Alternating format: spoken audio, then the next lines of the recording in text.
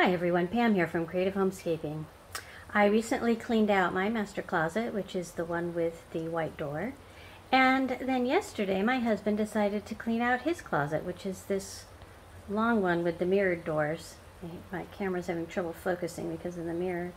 So my husband's closet now looks very neat and organized. Notice he did color coordinate all of his pants, and his shirts are fairly well color coordinated as well. And as part of this declutter, he was able to get rid of these two large bags of clothes. So he went through and pulled out clothes that he no longer wears, or that are very old, or that, are too big or too small or whatever. And he filled up these two bags. That was all taking up space in his closet. So now we are both done with cleaning out our closets.